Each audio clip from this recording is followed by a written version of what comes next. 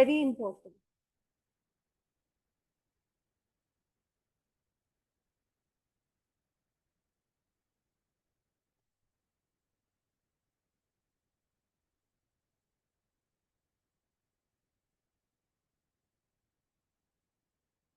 इससे पहले थोड़ा सा हम सोलर फ्लेयर्स के बारे में एक सिंगल पॉइंट समझते हैं। ये सन से क्या आ रही है? Solar flare. सोलर फ्लेयर्स क्या है? जो भी सन में रिएक्शन हुआ, ठीक है, फ्यूजन रिएक्शन हुआ, उसके बाद बहुत सारे पार्टिकल्स इसने एमिट कर दिए। अब बताओ कि फ्यूजन रिएक्शन में आयंस होते हैं आपके पास? बिल्कुल होते हैं ना आयन, क्योंकि plasma state is but ion state.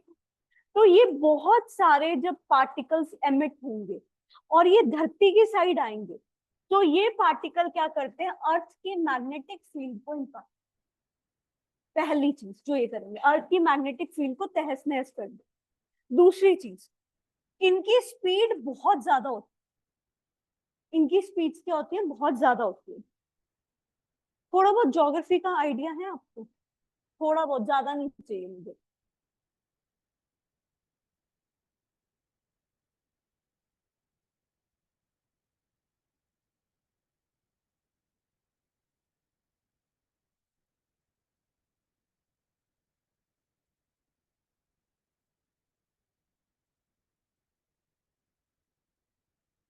Generally science ना ज्योग्राफी के बाद होती है, आपसे थोड़ी पहले होती है।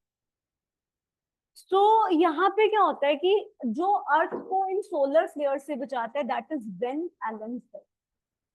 ठीक है, जो सोलर फ्लेयर से बचाता है वो वेन एलन बेल्ट है। लेकिन एक पॉइंट ऐसा है जहां पे वेन एलन बेल्ट खत्म हो जाता है, north pole and south pole. और ये अगर बाई चांस सोलर स्टॉर्म्स यहां से घुस गई, तो ये क्या कर सकती है? अर्थ के ऊपर damage.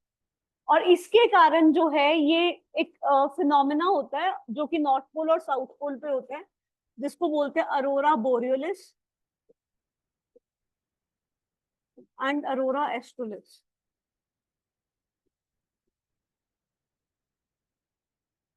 Arora borealis and aurora australis, जिसमें चार्ज पार्टिकल जो हैं, जब वो north pole and south pole के थ्रू एंटर करेंगे, तो they cause a lightning effect. उसी लाइटनिंग इफेक्ट को नाम से जाना जाता है अरोरा बोरियोलिस एंड अरोरा एस्ट्रोलिस।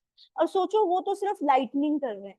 क्या ऐसा सुनते हो कि जब बिजली लचकती है, जब बिजली गिरने का चांस होता है, तो बहुत सारे लोगों की डेथ हो सकती है, इलेक्ट्रिक अप्लायंसेस डैमेज हो सकती है। सोचो अगर ये बहुत स्ट्रॉन्ग एंटर हो जाए, तो ये तो बहुत वीक है जो कि इफेक्ट कॉज करती है, so they can destroy the earth grid network है। इसीलिए इनसे बचना क्या है? जरूर। Getting this point? अब हम एक क्वेश्चन करेंगे, फिर आगे मूव करेंगे। तो if a major solar storm reaches the earth, earth पे पहुंच गया, तो वो क्या करेगा? क्या जीपीएस सिस्टम को फेल कर देगा? क्योंकि सैटेलाइट का इंटरेक्शन किसके थ्रू होता है? वेव्स के थ्रू। वेव्स को वो क्या कर देगा? Damage. Tsunamis could occur at equatorial region. Tsunamis हो सकती हैं। सुनामी क्या है? पानी में हलचल। पानी में हलचल से तो इसका कोई लेना देना नहीं। उसके बाद पावर ग्रिड डैमेज हो सकता है, बिल्कुल अभी बताया तुम्हें। Intense Arora could occur over much of the earth, lightning effect होगा। फॉरेस्ट फायर्स, बिजली गिर गई, फॉरेस्ट में आग लग सकती है। सैटेलाइट का ऑर्बिट, सैटेलाइट से टकरा गया, ऑर्बिट को डिस्ट्रॉय कर देगा। Short wave radio communication of aircraft, aircraft किससे ऑपरेट करते हैं? सैटेलाइट, वो भी इंटरप्ट हो जाएगा। So answer will be what?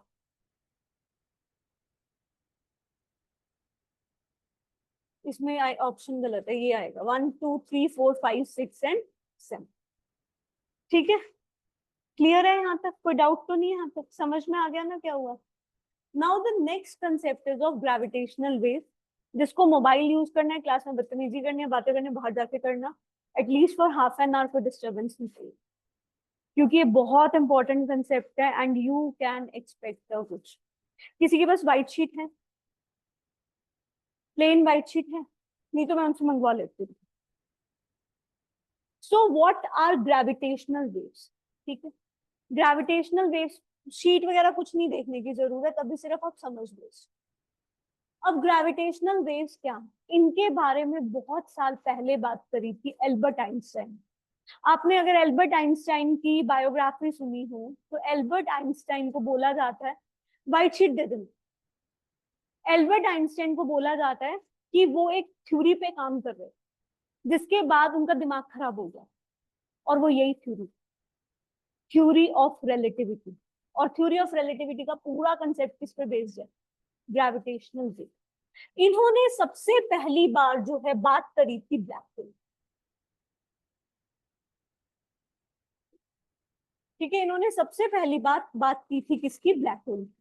अब ब्लैक होल क्या है? ब्लैक होल एक ऐसी जगह है यूनिवर्स में जिसका मास इतना ज्यादा है और जिसकी ग्रेविटी इतनी ज्यादा है कि अगर उसके पास कोई भी चीज जाएगी तो उसको क्या कर, तो वो उसको क्या करेगा? खा जाएगा। ठीक है, तो it is just like you can say कि बहुत बड़ा दानव है जिसके पास कोई भी छोटी चीज जाएगी, बड़ी चीज जाएगी, वो उसको क्या करेगा? खा जाए।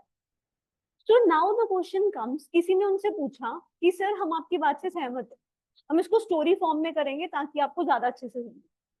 तो किसी ने आइंस्टाइन से पूछा कि सर हम आपकी बात पे एग्री कर, बट हमें एक चीज बताइए कि क्या वो पार्टिकल के साइज पे डिपेंड करेगा?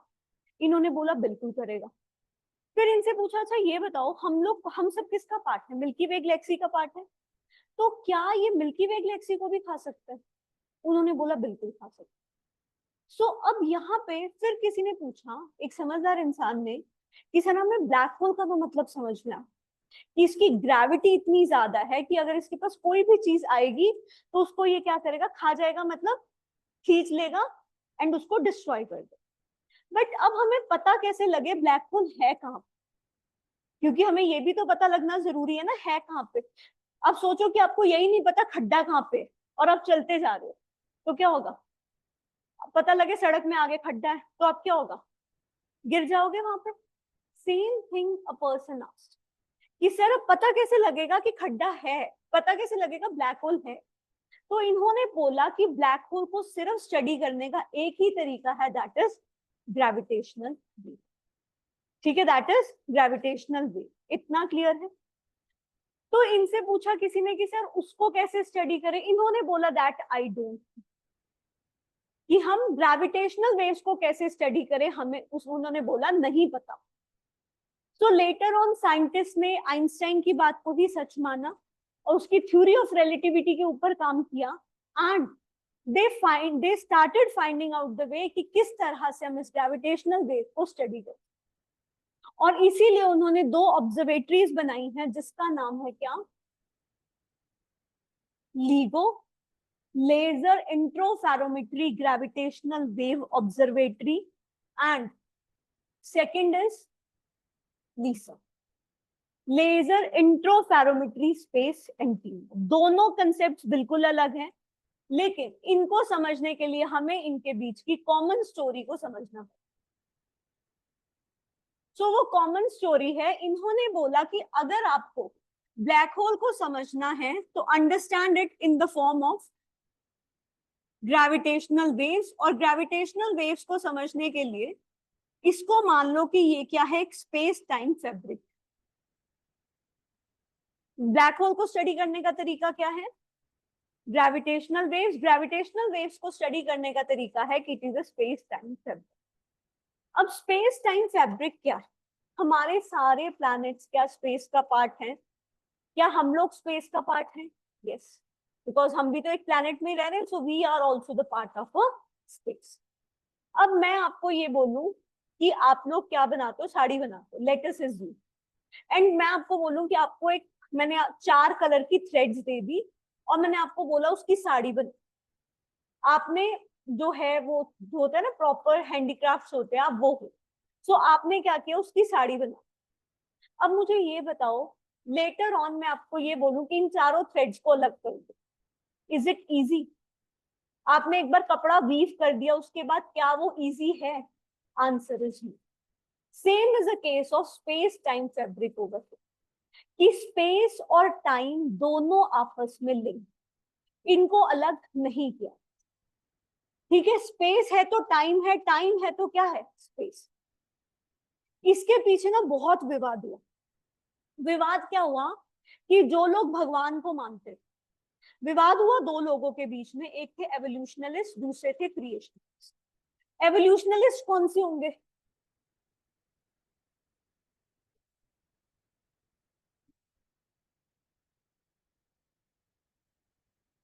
एवोल्यूशनलिस्ट कौन से होंगे? जो एवोल्यूशन पे बेस्ड। और क्रिएशनलिस्ट कौन से होंगे? जो ये मानते हैं कि सब भगवान ने बनाया।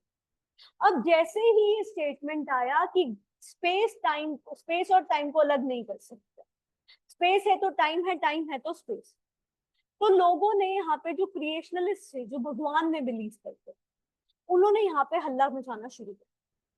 क्या बोला उन्होंने क्रिएशनलिस्ट में? उन्होंने बोला क्या नॉनसेंस बातें कर रहे हो, सब कुछ भगवान ने बनाया, जो इंसान है वो भी भगवान ने बनाए, धरती भी भगवान ने बनाई, सब कुछ भगवान ने बनाया। तो क्रिएशनलिस्ट ने बोला ठीक है सर, तो एक बार बताओ, हम एक दिन किसको बोलते हैं? 1 day is equivalent to how many hours? 24 hours। 24 hours किसके रिस्पेक्ट में कैलकुलेट किए जाते हैं? अर्थ की रोटेशन के रिस्पेक्ट में, कि अर्थ अपने एक्सिस के अराउंड 24 घंटे में चक्कर लगाती है। हम लोग एक साल की बात करते हैं, एक साल कितने के बराबर होता है? 365, 1/4 days। वो किसके रिस्पेक्ट में कैलकुलेट करते हैं? सन के रिस्पेक्ट में। तो अगर मैं, वो कहते हैं एवोल्यूशनलिस्ट, कि अगर मैं आपकी बात मान भी लूं कि सब कुछ भगवान ने बनाया, तो ये बताओ फिर 24 घंटे ही क्यों ले रहे हैं हम टाइम? हमने टाइम किसके अकॉर्डिंग लिया? धरती के अकॉर्डिंग। धरती क्या कर रही है? अपने अराउंड चक्कर लगा रही है। धरती है किसमें? स्पेस में। दूसरी चीज जब हम कैलकुलेट कर रहे हैं, दैट इज अर्थ जो है वो सन के अराउंड चक्कर लगाती है 365, 1/4 days में, वो हम काउंट कर रहे हैं एक साल, तो वो भी किसका पार्ट है? स्पेस का। और उन्होंने बोला हमने तो आपको स्पेस और टाइम को रिलेट कर दिया, अब आप हमें रिलेट करके बताओ अपनी थ्योरी कि भगवान ने ऐसा ही क्यों किया। ठीक है, तो इन्होंने बोला भगवान की मर्जी। तो इनसे बोला ठीक है, अब ये बता दो बिग बैंग से पहले क्या था फिर? क्योंकि बिग बैंग थ्योरी आई तभी तो क्या बना? स्पेस बना। तभी तो क्या बना? अर्थ बना। तो बिग बैंग से पहले क्या? सो दे वर लाइक कि बिग बैंग से पहले भगवान की इच्छा नहीं थी कुछ भी बनाना। तो वहीं पे इनकी थ्योरी क्रिएशनलिस्ट की फेल, कि कोई साइंटिफिक बेसिस तो हो कि बिग बैंग से पहले समय को कैसे नापते थे। समझ में आ गया ना दोनों चीजें? उसके बाद एवोल्यूशनलिस्ट की थ्योरी जो थी उसमें थोड़ी सी जो, एवोल्यूशनलिस्ट कितने नॉनसेंस लोग हैं, इनको ये नहीं समझ में आता कि अपने दायरे में रह के काम करना चाहिए, कि कैसे ऊंची ऊंची आवाजें लगाई हुई हैं। और हॉस्पिटल हो नीचे, फिर हो सकता है हॉस्पिटल भी।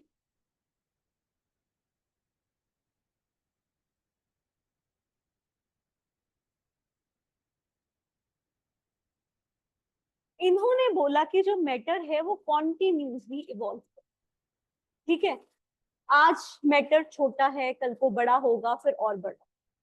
तो इनसे पूछा ऐसा क्यों? तो इन्होंने बोला कि ऐसा इसलिए है,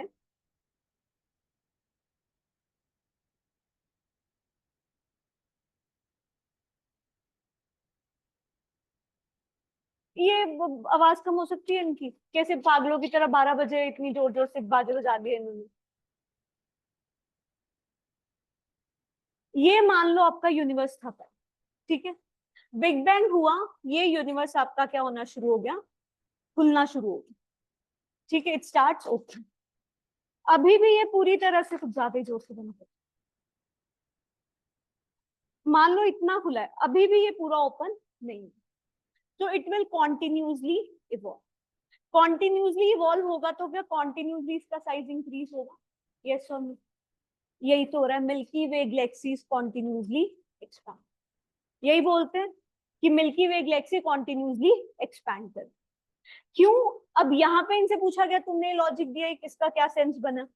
इन्होंने बोला कि जो यूनिवर्स है उसको एक ऐसे शैतान बच्चे ने बनाया जो कि क्या है, जिसको अपनी अलमीरा में कपड़े रखने का सलीका नहीं, वो कपड़े ऐसे फेंकता है। फेंकते हो गए आप में से भी कई लोग, है ना? कई लोग उसको अच्छे से तह लगा के रखते हो, कई ऐसे फेंकते हो गए। अब ये बच्चा जो है जैसे जैसे इस कपड़े को खोलेगा वैसे वैसे इस कपड़े का साइज क्या होता रहेगा? इंक्रीज होगा, वैसे वैसे इस जगह भी ज्यादा लेगा। सो इन्होंने अपनी थ्योरी को इस तरह से जस्टिफाई की। इतना क्लियर है? एंड दिस पर्टिकुलर थिंग, जब उसने इस तरह से कपड़ा फेंका, इसको बोलते हैं वॉर। इस पर्टिकुलर चीज को बोलते हैं क्या? वॉर। अब वॉर्पिंग क्या है? Warping is nothing, you can say warping is bending. जैसे हम कह रहे थे किसी चीज में बेंड आ गया, दैट इज वॉट वॉर्प। तो स्पेस टाइम वॉर्पिंग क्या है? Space time warping is bending. जितना ज्यादा ये क्या होगा, इस तरह से स्ट्रक्चर होगा, उतनी ज्यादा इसकी क्या होगी? वॉर्प। ठीक है, तो ये किस चीज पे डिपेंड करेगा? इसको और अच्छे से समझना है, इसको ऐसे समझ लो। आप में से कितने लोग सर्कस देखने गए या फिर जिम्नास्टिक देखी है? देखी है? तो उसमें आपने देखा होगा कि क्या होता है कि जिम्नास्टिक में एक बहुत बड़ा टारपोलिन क्लॉथ होता है, उसके ऊपर बच्चे कूदते हैं। बच्चे कूदते हैं तो क्या टारपोलिन क्लॉथ नीचे जाता है? जाता है ना वो नीचे। वो जितना नीचे गया उसको बोलते हैं वॉट। जितना वो नीचे गया उसको क्या बोलोगे? वॉट। क्लियर है इतना? सो इसको यहाँ पे समझते हैं। ये वाले, ये मान लो एक फैब्रिक। अब जैसे ही आपने इस फैब्रिक के ऊपर क्या किया, ये बहुत मोटा फैब्रिक है, जैसे आपने इस फैब्रिक के ऊपर कोई हैवी चीज डाली, तो इसने क्या किया? इसमें कुछ फ्लक्चुएशन हुई। उन फ्लक्चुएशंस को क्या बोलेंगे? Gravitational wave. एंड इस फिनोमिना को क्या बोलोगे? That will be known as what? इस फिनोमिना को क्या बोलोगे? मतलब जो एमिट होंगी that is gravitational wave and the phenomena is known as what? अरे वो क्या बोलते हैं उसको, जिसपे बच्चे कूदते रहते हैं मिक्की माउस वाले पे, उसमें भी तो वो नीचे होता रहता है ऊपर होता रहता है, वो भी क्या है? वॉर्पिंग। तो वॉर्पिंग क्या है कि वो कितना नीचे जाता है। अब मुझे ये बताओ, वॉर्पिंग सबसे ज्यादा किस केस में होगी? जब वहां पे लिखा होता है ना, इसके ऊपर इस मास से ज्यादा बच्चे को चढ़ने का अनुमति नहीं है, वो वेट क्यों लिखा जाता है? क्योंकि उसके बाद वो कपड़ा फट सकता है। सेम एज अ केस होगा, मीन जितना ज्यादा मास होगा उतनी ज्यादा क्या होगी? वर्क। और सबसे ज्यादा मास किसका होता है? Black hole. तो इसका मतलब सबसे ज्यादा वॉर्पिंग किस केस में होगी? यहां तक कोई डाउट? सो यहां से ये अनुमान लगाया जा सकता है कि जो वॉर्पिंग है that is maximum in case of black hole. उसके बाद किसकी होगी? स्टार की होगी, सनलाइट की होगी, सैटेलाइट की होगी, किसकी होगी? Star is, sun is a star होगी, है ना? उसके बाद स्टार की होगी, उसके बाद किसकी होगी? प्लैनेट की होगी, उसके बाद किसकी होगी? सैटेलाइट की। सो यहां से ये पता लगा कि जो वॉर्पिंग है वो डायरेक्टली प्रोपोर्शनल है किसके? मास के। एंड वी कैन से कि जितनी ज्यादा वॉर्पिंग होगी उतनी ज्यादा क्या जनरेट होंगी? Gravitational waves. यहां तक कोई डाउट है? अब पानी में आपने पत्थर मारा, और अच्छे से समझना, ऐसे समझ लो स्टेगनेंट पानी था। नहीं पता हो तो आजकल हर जगह गुड़गांव में पानी खड़ा ही हुआ है ना, पत्थर लेना और मार के देख लेना। बिल्कुल छोटा सा पत्थर मारना, रिपल्स क्रिएट होते हैं ऐसे ऐसे करके। ज्यादा बड़ा पत्थर लोगे ज्यादा रिपल्स क्रिएट होंगे, कम होंगे? बड़ा पत्थर लोगे ज्यादा रिपल्स होंगे, छोटा पत्थर लोगे कम रिपल्स होंगे। यही रिपल्स को तो क्या बोला? Gravitational waves. जो भी डिस्टर्बेंस हुई है उसको क्या बोलते हैं? Gravitational wave. यहां तक कोई डाउट है? पक्का कोई डाउट नहीं है ना? अब सेकंड कंसेप्ट यहाँ पे आता है कि मेरे पास दो ऑब्जेक्ट्स, एक मेरा ऑब्जेक्ट यहाँ पे प्लेस है, दूसरा मेरा ऑब्जेक्ट यहाँ पे प्लेस। इस पे इसका इम्पैक्ट ज्यादा होगा, ऑफ कोर्स जो उसके ज्यादा क्लोज प्लेस्ड है। मींस वन पे इम्पैक्ट ज्यादा होगा, दो पे इम्पैक्ट क्या होगा? कम। इतना क्लियर है? तो अब यहाँ यहीं से स्टार्ट होता है लीगो और लीसा की स्टोरी। हमें क्या करना है? हमें स्टडी करना है कि जो ग्रेविटेशनल वेव्स आ रही कहीं दूर दराज से, वो कितनी दूरी से आई है, पहली बात। सेकेंड थिंग, वो कितनी स्ट्रॉन्ग, क्योंकि ब्लैक होल के अंदर घुस के तो उसको स्टडी नहीं कर सकते आप, ठीक है? क्योंकि कुछ कुछ भी चीज अंदर जाएगी वो क्या हो जाएगी? खत्म हो जाएगी।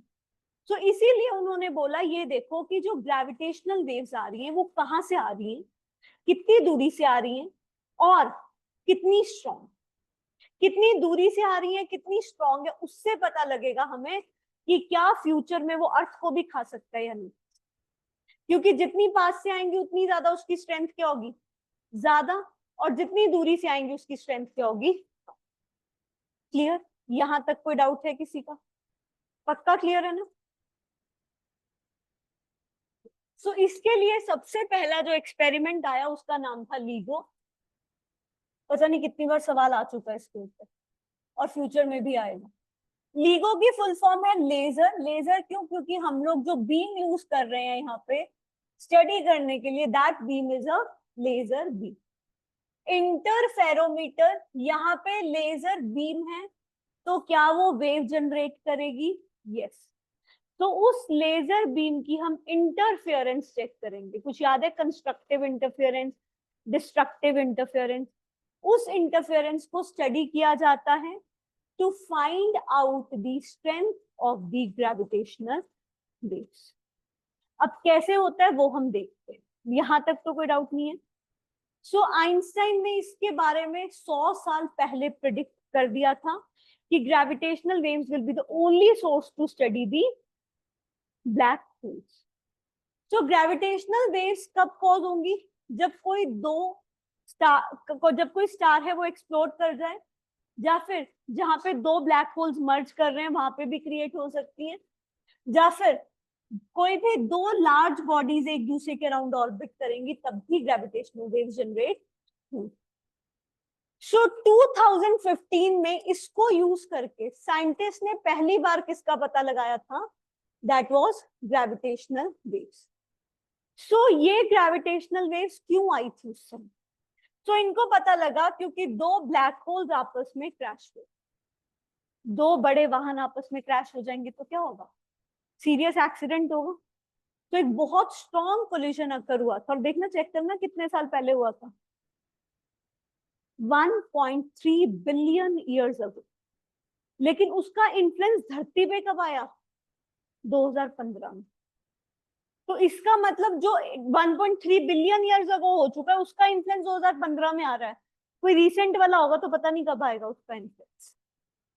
तो जब भी ग्रेविटेशनल वेव अर्थ के अराउंड होगी तो उसके कारण दो चीजें होंगी, either it will be constructive और it will be destructive interference, जिसके कारण आइदर स्क्वीजिंग होगी या फिर क्या होगी? स्ट्रेचिंग। ठीक है, इसीलिए उन्होंने किसका इस्तेमाल किया? लीगो। अब हम थोड़ा सा लीगो स्टडी करते हैं कि लीगो है क्या है, फिर हम आगे।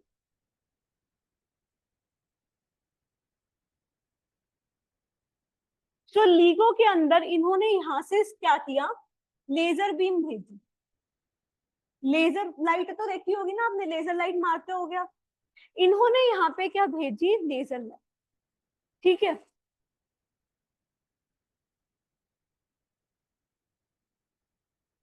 ऐसे इस साइड भी भेजी लेजर लाइट।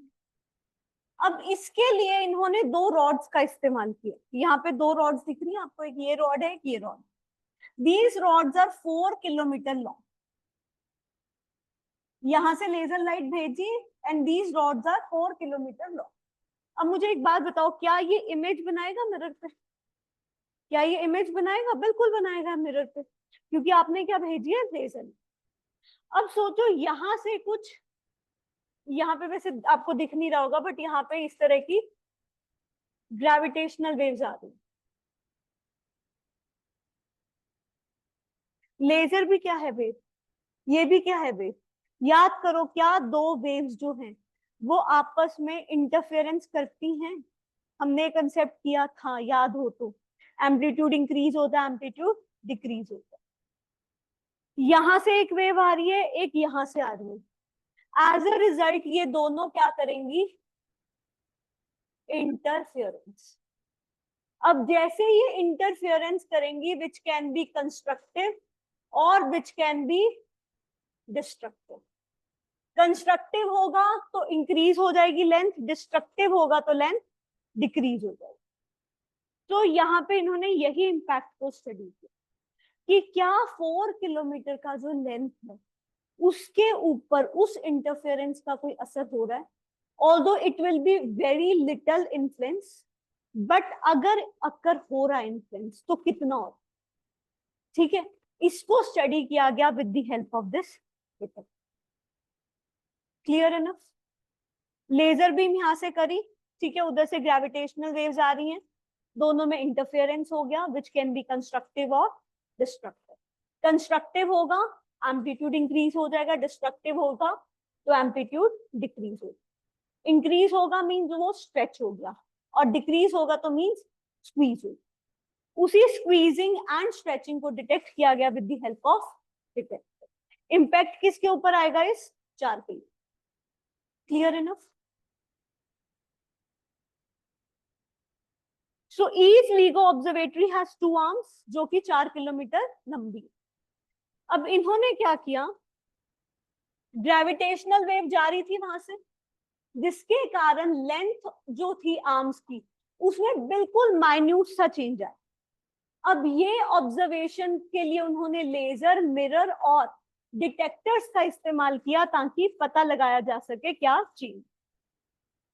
तो यहाँ पे डिटेक्शन इंपॉर्टेंट था, क्यों? हमें स्टडी करना था ग्रेविटेशनल वेव कहाँ से है। अब देखो, जितनी ज्यादा स्ट्रेचिंग और जितनी ज्यादा स्क्वीजिंग हुई, इसका मतलब ग्रेविटेशनल वेव कहाँ से आई है? पास। जितनी कम होंगी, इसका मतलब ग्रेविटेशनल वेव्स कहाँ से आई है? बहुत दूर से। इतना क्लियर है ना? इससे पहले हमारे पास कोई ज्यादा जो है सोर्स नहीं। Detection of gravitational wave was very important event in science. Before this, our understanding of the universe was only from studying the light wave. और light wave तो इसमें वैसे ही क्या हो जाती है? Dissipate. क्यों? क्योंकि gravity नहीं पास करती, light कहाँ से पास करेगी? So gravitational waves से हमें काफी कुछ पता लग सकता है यूनिवर्स। So LIGO के अंदर 3 जो हैं डिटेक्टर्स हैं।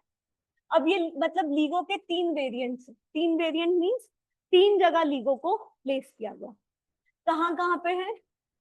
वॉशिंगटन में है, second is again in USA, Louisiana में, ठीक है।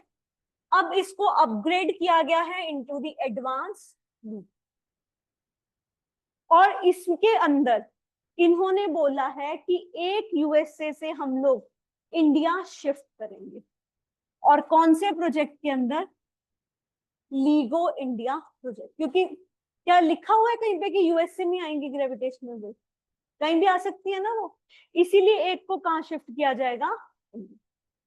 सो LIGO इंडिया प्रोजेक्ट जो है, इसके अंदर LIGO लेबोरेटरी और एक इंडिगो ग्रुप है। Indigo is not airline group, ये अलग ग्रुप है जो कि स्पेशली फिजिस्ट होंगे जो कि ग्रेविटेशनल वेव्स के साथ डील करेंगे। सो LIGO लैब जो है वो जो है उसका डिजाइन कंप्लीट हो चुका है।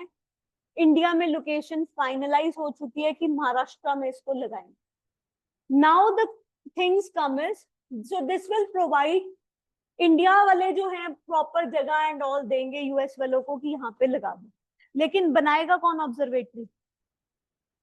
यूएस।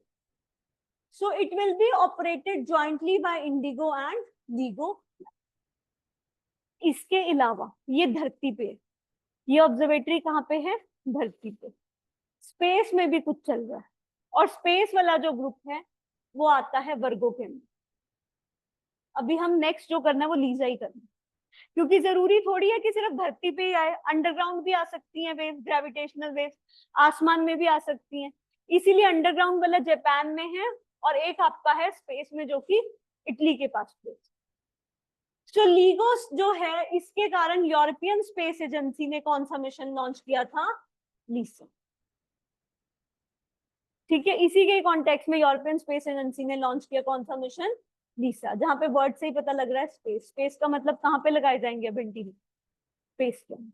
ठीक है, उसके बाद जो है लीसा पासफाइंडर जो है, इसने अपना टेस्ट फेज कंप्लीट कर दिया गया है। 2034 तक ये क्या हो जाएगा? ऑपरेशनल। ग्राउंड वाला ऑपरेशनल है, आंसर इज यस। स्पेस वाला ऑपरेशनल है, आंसर इज। इतना क्लियर है? यहां तक कोई डाउट है?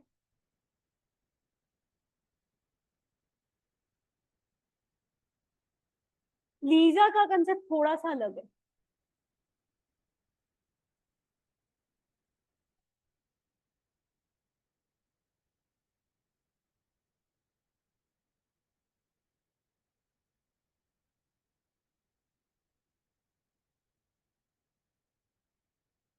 लीजा के केस में उन्होंने क्या किया, उन्होंने यहाँ पे स्पेस को बात कर लिया, अर्थ की बात नहीं कर रहे हैं, स्पेस की बात कर रहे हैं। जो यहाँ पे लीजा ऑब्जर्वेटरी बनाई गई है उसके लिए 3 एंटीनास लगेंगे, antenna number 1, antenna number 2 and antenna number 3।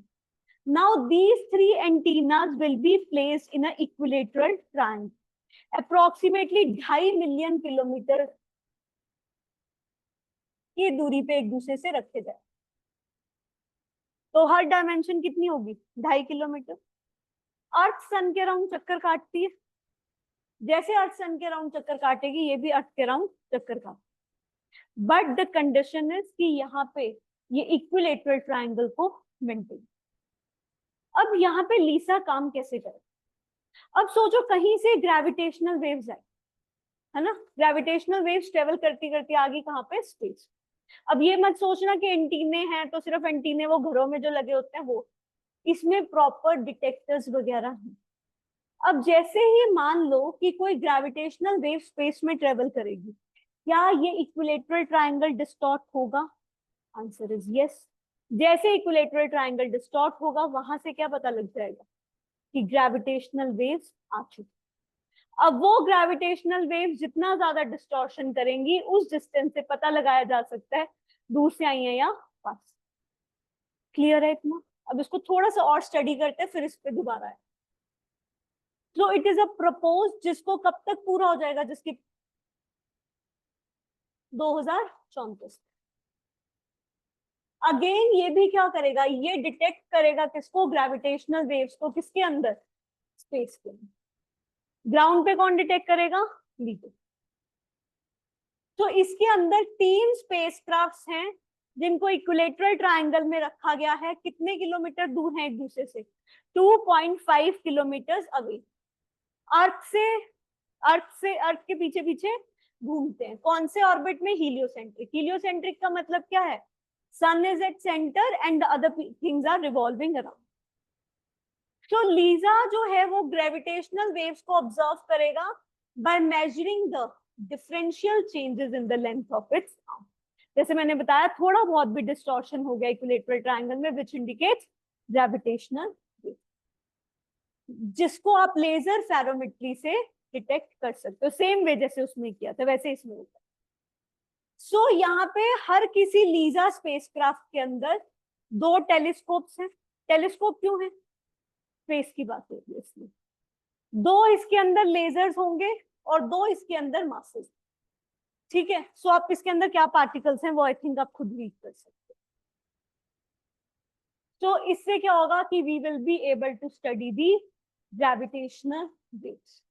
क्योंकि अगर ग्रेविटेशनल वेव्स के बारे में पता लग गया तो बहुत सारे यूनिवर्स के ऐसे इनविजिबल पार्टिकल्स हैं जैसे कि black holes and all, which we will be able to study.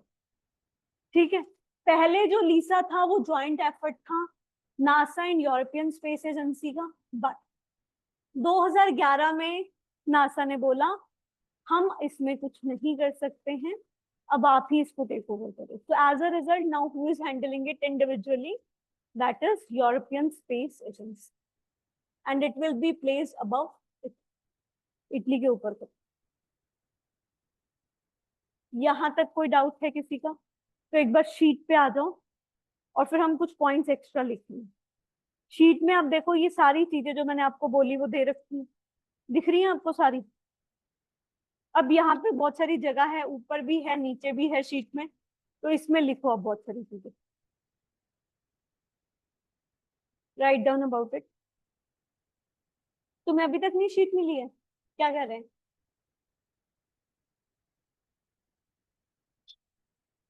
तो अभी भी नहीं होगी उनके पास, तो शीट पे लिख लेना, write down. A black hole, a black hole is a place, a black, नहीं लिखा हुआ, नहीं नहीं लीगो के ऊपर लिख लो चाहे, A black hole is a place in the space. आपको समझ तो आया ना है क्या इसके पीछे की कहानी? सबको क्लियर है इसके पीछे की स्टोरी ना? A black hole is a place है, क्या कह रहे हो?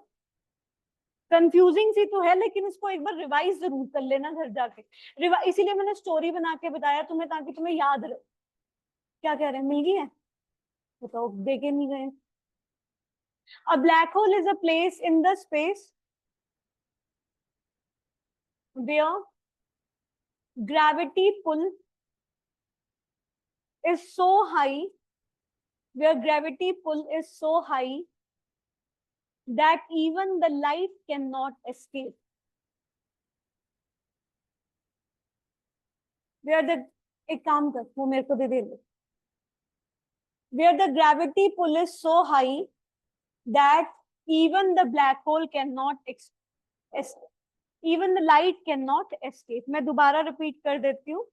A black hole is a place in the space where even the light cannot escape. ठीक है? This is due to the high gravitational pull. This is due to the high gravitational pull of the black hole. High gravitational pull of the black hole, in which the matter is squeezing in a tiny space.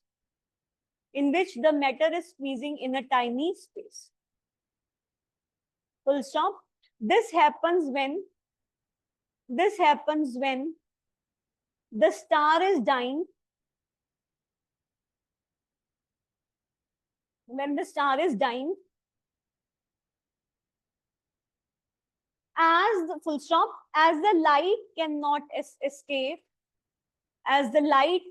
escape, the people cannot see black holes. As the light cannot escape, the people cannot see black holes. Full stop. They are even invisible with the telescopes and special tools. They are even invisible with the help of telescopes and other special tools. And their only way to study is gravitational waves.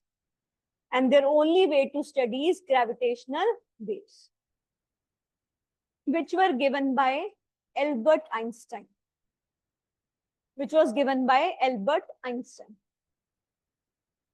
Now you have to change the paragraph.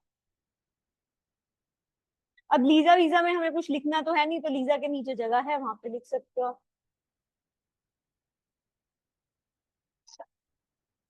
This can be compared with the space-time fabric. अच्छा, हम लोग सारे के सारे अभी भी किस में बैठे हुए हैं? स्पेस टाइम फैब्रिक में ही बैठे, क्योंकि हम किस में हैं? अर्थ में। अर्थ किसका पार्ट है? स्पेस टाइम का। क्या लिखवाया है? दिस कैन बी, क्या लिखवाया है? This can be compared with space time fabric as all the stars and planets are part of it. As all the stars and the planet are part of it. Full stop. And space and time are interconnected.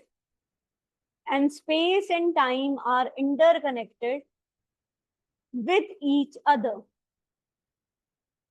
And space and time are interconnected with each other, and they cannot be separated.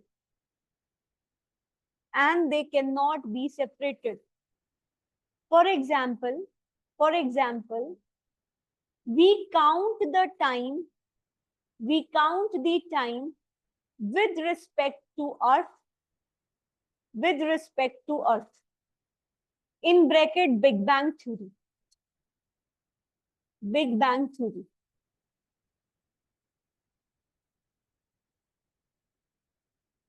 Thus we can say that time is a gap between Time is a gap between two events. Time is a gap between two events. And if no matter is there, and if no matter is there, no time will be there. No time will be there. No time will be there. Full stop. Paragraph change करो. अब लिखो warping. WARPING. Warping.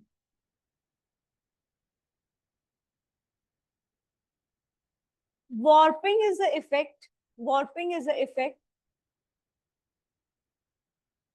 Warping is the effect that arises because of different objects placed in this fabric. That arises